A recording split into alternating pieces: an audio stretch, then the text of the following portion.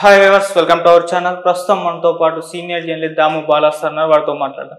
నమస్కారం సార్. నమస్తే సార్, ఆర్టీసీలో ఈ ఫ్రీ బస్సుల్లో మరికొన్ని కొత్త నిబంధనలు యాడ్ చేశారంట కదా, మరి ఏంటవి? దీనివల్ల ఎందుకు ఇన్ని రకాల నిబంధనలు యాడ్ చేస్తూ వస్తున్నారు? అంటే ఎప్పుడైనా ఒక ప్రాజెక్టు ఇటువంటిది ప్రవేశపెట్టాలన్నప్పుడు ట్రయల్ అండ్ ఎర్రర్ అంటారు.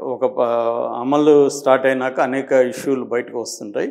ఆ ఇష్యూల్ని సార్ట్అవుట్ చేసుకుంటూ బేసిక్ మనం ఏదైతే అనుకున్నామో ఈ ప్రయోగం దీన్ని ఎలా సక్సెస్ఫుల్గా ముందుకు తీసుకుపోవాలనేది ఎప్పటికప్పుడు రివ్యూ చేసుకొని దానికి తగిన నిబంధనలను రూల్స్ని మార్చుకుంటూ వెళ్ళడం అనేది అవసరం. ఈ రూల్స్ని ఈ నిబంధనల్ని మార్గదర్శకాలని ప్రజలకు కూడా తెలియజేయడం కూడా అంతే అవసరం. సో ఇది ఇప్పుడు ఆర్టీసీ ఎండి ఆయన సజ్జనార్ కొన్ని నిర్ణయాలు తీసుకున్నారు, కొన్ని నిబంధనలను పెట్టారు. ఈ నిబంధనలు ఏమంటే, ఒకటి, ఈ తెలంగాణ బస్సుల్లో ప్రయాణించే మహిళలకు ఖచ్చితంగా స్థానిక గుర్తింపు కార్డు ఉండాలి. అంటే తెలంగాణలో నివసించే వాళ్ళకు మాత్రమే. నివసించంటే ఇక్కడ స్థానికత, నీ గుర్తింపు కార్డు ఉండాలి. ఇక్కడే నివసించి నీ కార్డు లేదనుకో, నేను ఇక్కడ 10 ఏళ్ళుగా ఉన్నాను సార్, నాకు కార్డు లేదంటే నేను అలో చేయరు. ఖచ్చితంగా కార్డు ఉండాలి. అంటే నీకు ఇక్కడ ఆధార్ కానీ, ఓటర్ ఐడి కానీ, రేషన్ కార్డు కానీ, పాస్పోర్ట్ కానీ, ఈ లోకల్ అడ్రస్లో నువ్వు ఉంటున్నట్టు ప్రూఫ్ ఏదైనా ఉండాలి. సో అది లేకపోతే మాత్రం అలో చేయరు. అంటే వేరే రాష్ట్రం నుంచి ఒక మహిళ వచ్చింది ఇక్కడికి, ఆ మహిళ నేను ఫ్రీగా బస్సు ఎక్కుతానంటే ఆమెను అలో చేయరు. కాబట్టి తెలంగాణలో నివసించే మహిళలు విత్ ఐడెంటిటీ కార్డ్స్ అవి కంపల్సరీ. తర్వాత కొంతకాలం తర్వాత మహాలక్ష్మి స్మార్ట్ కార్డుల్ని ఇష్యూ చేస్తారు. మహాలక్ష్మి స్మార్ట్ కార్డుల్ని ఇష్యూ చేసేది కూడా, దానికి కూడా క్రైటీరియా ఏమంటే గుర్తింపు కార్డులు ఏదన్నా పెట్టి కార్డు తీసుకోవాలి. ఇంకా అప్పటి నుంచి ఏంటంటే మహాలక్ష్మి ఇంకా గుర్తింపు కార్డులు అవసరం లేదు, మహాలక్ష్మి కార్డు ఉంటే చాలు అనమాట. ఆ కార్డులో నీ ఫోటో ఉంటుంది, మీ అడ్రస్ ఉంటుంది, యూనిక్ నెంబర్ అన్నీ ఉంటాయి అన్నమాట. ఆ కార్డు ట్రాన్స్ఫరబుల్ కాదు, అంటే వేరే వాళ్ళకి దాన్ని ఇచ్చి పంపించడానికి కుదరదు. మనమే వెళ్ళాలి, ఎవరు కార్డు ఉంటే వాళ్ళే వెళ్ళాలి. సో అది త్వరలోనే మహాలక్ష్మి కార్డులని ఇష్యూ చేయబోతున్నారు. ఇది ఆల్రెడీ కర్ణాటకలో శక్తి కార్డులని అక్కడ ఇష్యూ చేశారు. సో కర్ణాటకలో శక్తి కార్డు ఉన్నోళ్ళే అక్కడ ట్రావెల్ చేస్తారు అన్నమాట. అలాగే ఇక్కడ మహాలక్ష్మి కార్డు ఇష్యూ చేయబోతున్నారు. తర్వాత ఏజ్ లిమిట్ లేదు. ఏ మహిళ అయినా, చిన్న పాప దగ్గర నుంచి 80-90 ఏళ్ళ ముసలోళ్ళ వరకు ఎవరైనా కూడా ఎక్కచ్చు బస్సు. తర్వాత ట్రాన్స్జెండర్స్ కూడా ఎక్కచ్చు. అయితే ట్రాన్స్జెండర్ కూడా గుర్తింపు కార్డు ఉండాలి. మళ్ళీ ఏంటంటే ట్రాన్స్జెండర్ పేరుతో చాలామంది ఏం చేస్తున్నారంటే, మగవాళ్ళు అమ్మాయి వేషాలు వేసుకొని వాళ్ళు తిరగడానికి ట్రై చేస్తున్నారు. అంటే చాలామంది బెగ్గింగ్ కూడా, అంటే ట్రాన్స్జెండర్స్కి ఇన్కమ్ బాగుంటుంది, రోజుకు వాళ్ళకి 1000 నుంచి 2000 వరకు ఇన్కమ్ ఉంటుంది. అటువంటి ట్రాన్స్జెండర్గా మారిపోతే ఈజీగా 1000 నుంచి 2000 సంపాదించుకుని నెలకు 30-40 ఈజీగా సంపాదించుకోవచ్చు కదా అని చాలామంది అబ్బాయిలు ఏం చేస్తున్నారంటే, అమ్మాయిలాగా వేషాలు వేసుకొని, గెటప్లు వేసుకొని ట్రాన్స్జెండర్ అని చెప్తూ తిరుగుతున్నారు. అలా ఈ మధ్య కూడా బీహార్ నుంచి ఒక గ్యాంగ్ని మన పోలీసులు, హైదరాబాద్ పోలీసులు పట్టుకున్నారు. అలాగా మొన్న కూడా బస్సులో ఒక అబ్బాయి అలాగా వేషం వేసుకొని వెళ్ళి దొరికిపోయాడు, లేడీసే పట్టించారు. ఇది ఒక డేంజర్ కూడా. ఏంటంటే వీడు కంప్లీట్గా ఇప్పుడు ఎక్కువ స్త్రీలే ఉంటారు కాబట్టి అలాంటి బస్సులో వీడు లేడీ గెటప్లు ఎక్కితే అక్కడేమన్నా కొంత మిస్చీఫ్ చేసే అవకాశం కూడా ఉంటుంది అన్నమాట. అందుకని ఈ విషయం పట్ల జాగ్రత్తగా ఉండాలని కండక్టర్లని, డ్రైవర్లను కూడా హెచ్చరిస్తున్నారు. అంటే వాళ్ళని గమనించి ఉండాలి. ట్రాన్స్జెండర్ అంటే వాళ్ళు ఖచ్చితంగా గుర్తింపు కార్డు ఉంటేనే అలో చేస్తారు. ఇక బస్సుల్లోకి వచ్చినప్పుడు పల్లె వెలుగు, ఎక్స్ప్రెస్ ఈ 2 బస్సుల్లో మాత్రమే అలో చేస్తారు. సిటీకి వచ్చేసరికి ఆర్టీసీ ఆర్డినరీ, తర్వాత మెట్రో, ఈ 2 రకాల బస్సులే. సో వేరే రకాల ఎక్స్ప్రెస్లు ఉంటాయి, అంటే లగ్జరీ బస్సులు, సూపర్ లగ్జరీ, గరుడ ఇట్లాంటివి ఉన్నాయి కదా, ఆ బస్సుల్లో మాత్రం టికెట్ తీసుకోవాల్సిందే. తర్వాత దూరం అనేది లిమిట్ లేదు. నువ్వు వితిన్ ద తెలంగాణ బార్డర్ ఎంత దూరమైనా ప్రయాణించవచ్చు. తెలంగాణ బార్డర్ దాటితే మాత్రం టికెట్ తీసుకోవాలి. సో చాలామందికి తెలియకుండా తెలంగాణ ఫ్రీ అన్నారు కాబట్టి ఎక్కేసి బార్డర్ దాటి వెళ్తున్నారు. వాళ్ళకి ఎక్కడ బార్డర్ కాదో కూడా తెలియదు. సో అలాంటి మహిళలు తెలుసుకోవాలంటే క్లియర్గా ఎక్కేటప్పుడు అడగాలి, నేను అక్కడికి పోదలుచుకున్నాను, అక్కడ వరకు ఫ్రీనా కాదా అని. అడగకుండా ఎక్కేస్తున్నారు. ఎందుకంటే కండక్టర్ ఎక్కడో ఉంటాడు, వీళ్ళు ఎక్కేటప్పుడు జనం విపరీతంగా ఉన్నారు. ఇటువంటి తెలుసుకొని ఎక్కాలన్నమాట. ఇది వచ్చి వితిన్ ద తెలంగాణ వరకే పరిమితం. ఇక జీరో టికెట్ అనేది ఇష్యూ చేస్తారు. జీరో టికెట్లో వీళ్ళు ఒక మహిళ ఎక్కినప్పుడు ఆ మహిళ ఎక్కడికి వెళ్ళాలో అడుగుతారు. ఆ దూరాన్ని కూడా దాంట్లో నోట్ చేస్తారు.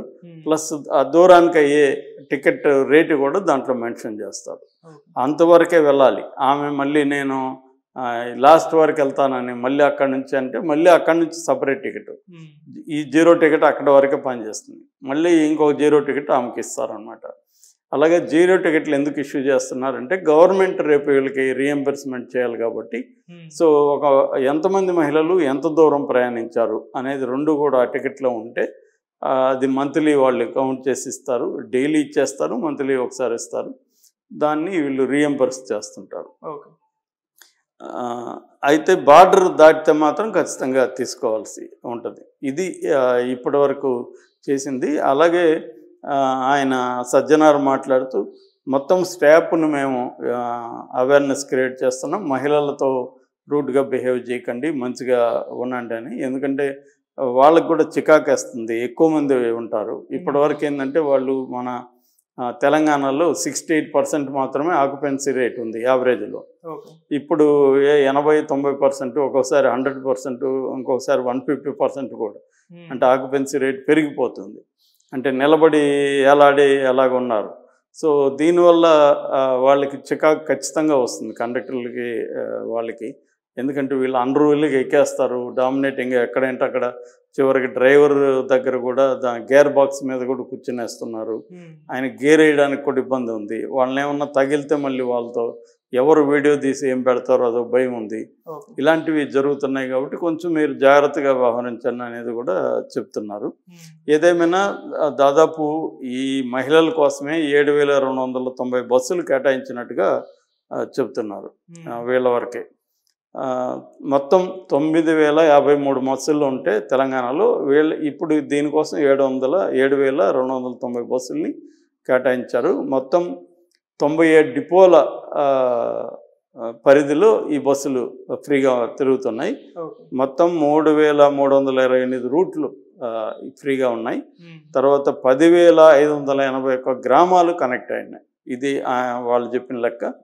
సో అసలు మిగతా రాష్ట్రాల్లో ఇప్పటివరకు మనకి ఇండియాలో తమిళనాడు, ఢిల్లీ, పంజాబ్, కర్ణాటక, ఇది మంది తెలంగాణ 5వది అనమాట. ఆల్రెడీ 4 రాష్ట్రాల్లో ఉన్నాయి. వరల్డ్ వైడ్ తీసుకుంటే ఇది ఎప్పటి నుంచో దశాబ్దాలుగా అమల్లో ఉంది. ఫస్ట్ ఫ్రీ బస్సుల్ని అమలు చేసింది లగ్జంబర్గ్ దేశం అనమాట. ప్రపంచంలో ఏంటంటే చాలా దేశాల్లో ఇది సక్సెస్ అయింది, కొన్ని దేశాల్లో ఫెయిల్ కూడా అయింది. ఎందుకంటే వాళ్ళ ఉద్దేశం ప్రధానంగా ఏంటంటే చాలా దేశాల్లో పొల్యూషన్ని కంట్రోల్ చేయడం కోసం ఇది పెట్టారు. అంటే పబ్లిక్ ట్రాన్స్పోర్ట్లో ఫ్రీ పెడితే పబ్లిక్ ట్రాన్స్పోర్ట్ ఉపయోగిస్తారు, ప్రైవేట్ వెహికల్స్ వాడకుండా ఉంటారు. కానీ అది ఫెయిల్ అయింది. దానివల్ల ఏమైందంటే నడిచిపోయేవాళ్ళు, సైకిళ్ళు ఉపయోగించేవాళ్ళు ఎక్కువ పోతున్నారు, ప్రైవేట్ వెహికల్స్ యథావిధంగానే ఉన్నాయి. అట్లాంటిది ఫెయిల్ అయినప్పుడు తీసేశారు. అయితే ఢిల్లీలో ఫస్ట్ పెట్టింది, ఇండియాలో ఢిల్లీలో పెట్టారు. ఢిల్లీలో రూల్ ఏంటంటే అక్కడ ప్రైవేట్ బస్సుల్లో కూడా ఎక్కచ్చు. గవర్నమెంట్ అనే కాదు, ప్రైవేట్ బస్సుల్లో కూడా ఎక్కచ్చు. ఆ ప్రైవేట్ బస్సుల్లో కూడా ఈ టికెట్, పింక్ టికెట్ అనే ఒకటి ఇష్యూ చేస్తారనమాట. ఆ పింక్ టికెట్ ఇష్యూ చేస్తే ప్రైవేట్ దీంట్లో కూడా వెళ్ళచ్చు. వాళ్ళకి కూడా గవర్నమెంట్ రీఇంబర్స్ చేస్తుంది. రెండవది, ఇక్కడలాగా స్థానికులే వెళ్ళాలని రూల్ లేదు, ఏ మహిళైనా ఎక్కచ్చు. ఢిల్లీలో ఏ మహిళైనా ఈ బస్సుల్లో ప్రైవేట్ ఆర్ గవర్నమెంట్ ఏ బస్సులు అయినా ఎక్కచ్చు. వాళ్ళకి ఐడి కార్డులు కూడా అవసరం లేదు. అది ఢిల్లీలో లిబరల్గా ఉంది అక్కడ ఉన్న పాలసీలో. అయితే అక్కడ కొద్దిగా ప్రైవేట్ వాళ్ళు మోసాలు చేస్తున్నారని కూడా చెప్తున్నారు. ఎందుకంటే ఈ టికెట్లు, ఈవెన్ లేడీస్ కూడా పింక్ టికెట్లు అమ్ముకుంటున్నారు. అటువంటివి కట్ చేసేదానికి వాళ్ళు ఏవో స్కీములు ఇప్పుడు ఆలోచిస్తున్నారు. ఇక పంజాబ్లో కానీ తమిళనాడులో ఓన్లీ గవర్నమెంట్ బస్సుల్లోనే ఎక్కాలి. తమిళనాడులో ఇది పెద్ద ఎత్తున సక్సెస్ అయిందని చెప్తున్నారు. అందుకని అది కట్ చేయడానికి కొంత పింక్ బస్సుల్ని అక్కడ ఏర్పాటు చేశారు తమిళనాడులో. సో ఓవరాల్గా చూసుకుంటే ఇండియాలో ఈ 5 రాష్ట్రాల్లో ఇప్పుడు అమలవుతుంది. కర్ణాటకలో మాత్రం బార్డర్ దాటి 20 కిలోమీటర్ల వరకు వెళ్ళచ్చు, అదొకటి పెట్టారు. సో వీటన్నిటినీ సమీక్షించి తెలంగాణలో కూడా కొత్త నిబంధనలు కూడా తీసుకొచ్చే అవకాశం ఉంది. ఇప్పటికైతే ఈ నిబంధనలు ఉనికిలో ఉన్నాయి. దీన్ని దృష్టిలో పెట్టుకొని లేడీస్ అందరూ కూడా ఫస్ట్ ఐడెంటిటీ కార్డు తీసుకెళ్ళాలి. అలాగే ఇక్కడ లోకల్స్ కాని వాళ్ళు ఇక్కడ లోకల్ ఐడెంటిటీ కార్డు అనేసి ఆంధ్ర మహిళ కూడా వచ్చి నా దగ్గర కార్డు ఉంది సార్ అంటే అలో చేయరు. లోకల్గా ఉండాలి ఐడెంటిటీ కార్డు అంటే. తెలంగాణలో నివాసం ఉన్నట్టుగా, తెలంగాణ రాష్ట్రంలో ఎక్కడున్నా పర్లేదు, ఎక్కడున్న మహిళలు కూడా నిజామాబాద్ మహిళ కూడా హైదరాబాద్లో బస్సు ఎక్కచ్చు. కాకపోతే ఐడి కార్డు తెలంగాణ నివాసం అని చెప్పి ప్రూఫ్ ఉండాలి. సో ఓవరాల్గా చూసుకుంటే ఇండియాలో ఈ 5 రాష్ట్రాల్లో ఇప్పుడు అమలవుతుంది. కర్ణాటకలో మాత్రం బార్డర్ దాటి 20 కిలోమీటర్ల వరకు వెళ్ళచ్చు, అదొకటి పెట్టారు. సో వీటన్నిటినీ సమీక్షించి తెలంగాణలో కూడా కొత్త నిబంధనలు కూడా తీసుకొచ్చే అవకాశం ఉంది. ఇప్పటికైతే ఈ నిబంధనలు ఉనికిలో ఉన్నాయి. దీన్ని దృష్టిలో పెట్టుకొని లేడీస్ అందరూ కూడా ఫస్ట్ ఐడెంటిటీ కార్డు తీసుకెళ్ళాలి. అలాగే ఇక్కడ లోకల్స్ కాని వాళ్ళు ఇక్కడ లోకల్ ఐడెంటిటీ కార్డు అనేసి ఆంధ్ర మహిళ కూడా వచ్చి నా దగ్గర కార్డు ఉంది సార్ అంటే అలో చేయరు. లోకల్గా ఉండాలి ఐడెంటిటీ కార్డు అంటే. తెలంగాణలో నివాసం ఉన్నట్టుగా, తెలంగాణ రాష్ట్రంలో ఎక్కడున్నా పర్లేదు, ఎక్కడున్న మహిళలు కూడా నిజామాబాద్ మహిళ కూడా హైదరాబాద్లో బస్సు ఎక్కచ్చు. కాకపోతే ఐడి కార్డు తెలంగాణ నివాసం అని చెప్పి ప్రూఫ్ ఉండాలి. Okay, thank you sir.